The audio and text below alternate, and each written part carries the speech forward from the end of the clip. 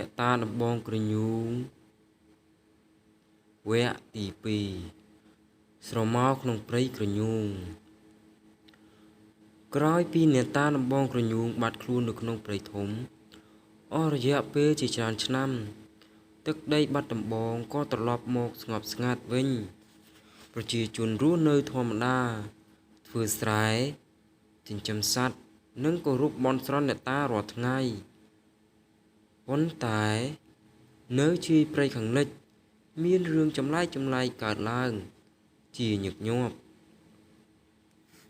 អ្នកកាប់ឈើជាច្រើនដែលចូលព្រៃក្រញូងមិនដែលត្រឡប់មកវិញឡើយអ្នកខ្លះវិលមកទាំងសតិមិនគ្រប់ហើយនិយាយដដែលថាកុំប៉ះដំបងកុំប៉ះដំបងអ្នកស្រុកចាប់ផ្ដើមភ័យខ្លាចមិនហ៊ានចូលព្រៃនោះទៀតពេលយប់គេតែងតែឮសំឡេងដើរធ្ងន់និងឃើញពន្លឺក្រហមភ្លឺចេញពីព្រៃនៅក្នុងភូមិចិត្តនោះមានកំឡោះក្លាហានម្នាក់ឈ្មោះសែនគាត់ជាកូនអ្នកប្រមាញ់ហើយមិនជឿរឿងខ្មោចទេថ្ងៃមួយម្ដាយរបស់សែនឈឺធ្ងន់ត្រូវការថ្នាំបុរាណដែលមាននៅក្នុងព្រៃក្រញូងទោះអ្នកស្រុកហាមឃាត់យ៉ាងណាសែនក៏សម្រេចចិត្តចូលព្រៃតែម្នាក់ឯងមេឃថ្ងៃនោះងងឹតខ្លាំងខ្យល់ត្រជាក់បក់កាត់ដើមឈើរហូតលាន់សូរដូចមនុស្សយំសែនដើរចូលកាន់តែជ្រៅកាន់តែស្ងាត់រហូតសូម្បីតែសត្វបក្សីក៏មិនឮសំឡេងយំស្រាប់តែខ្យល់បក់ខ្លាំងមួយធ្វើឲ្យគាត់ជ្រុះចង្គៀងពីដៃនៅចំមុខគាត់មានដើមក្រញូងធំហេមាមួយដែលមានស្នាមដូចឆេះខ្មៅហើយនៅក្រោមដើមឈើនោះមានដំបងក្រញូងចាស់មួយដាក់ផ្អែកនឹងគល់ឈើដំបងនោះមានពន្លឺក្រហមស្រាលសែននឹកឃើញភ្លាមពីរឿងព្រេងអ្នកតាដំបងក្រញូងបេះដូងគាត់លោតញាប់ប៉ុន្តែចិត្តចង់ដឹងធ្វើឲ្យគាត់ដើរទៅ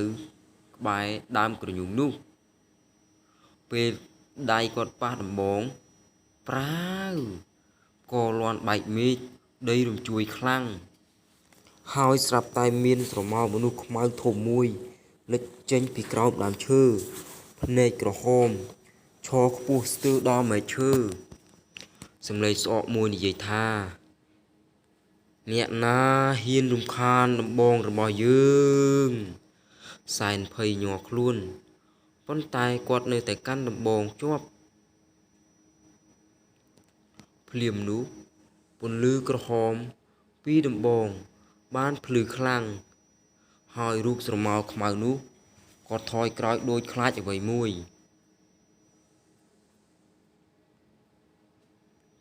សែនមិនដឹងថា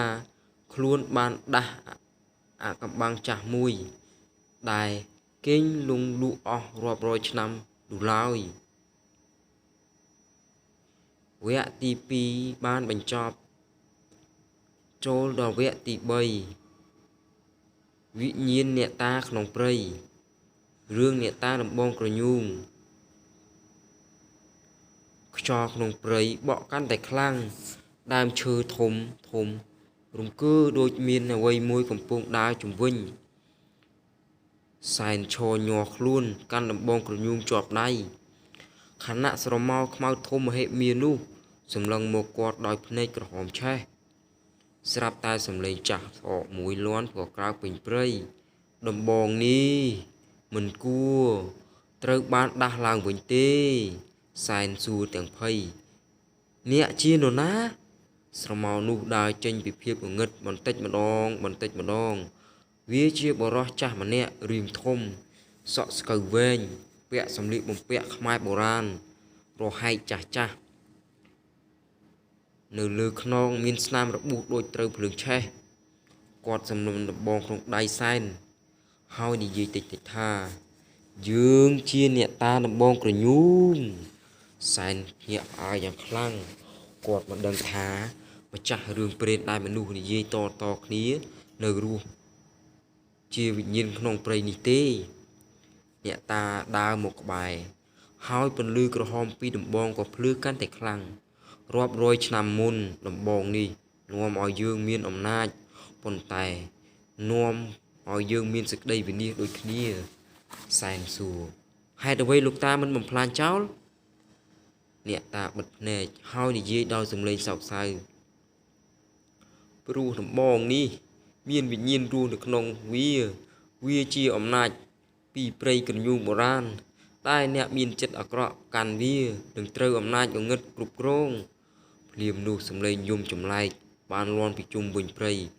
អូ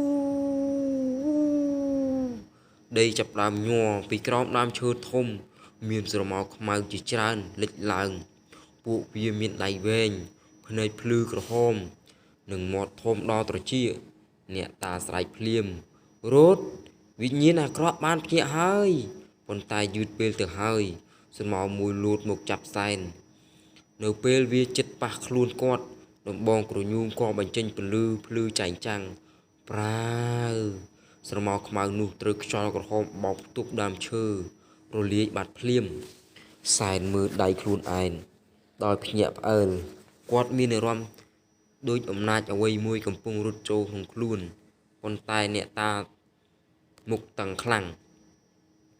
អត់បានទេដំបងកំពុងជ្រើសរើសអ្នកហើយសែនសួរទាំងមិនយល់ជ្រើសរើសខ្ញុំធ្វើអ្វីអ្នកតាមើលទៅមេឃងងឹតហើយនិយាយមួយម៉ាត់ដែរធ្វើឲ្យសែនត្រជាក់ឆ្អឹងដើម្បីខ្លាចជាម្ចាស់ដំបងក្រញូងថ្មីភ្លាមនោះក៏លាន់បែកមេឃម្ដងទៀតហើយនៅក្នុងព្រៃជ្រៅមានភ្នែកក្រហមធំមួយបើកឡើងយឺតវគ្គទី2និងវគ្គទី3បានបញ្ចប់សូមរងចាំទស្សនានៅវគ្គទី4បន្តទៀត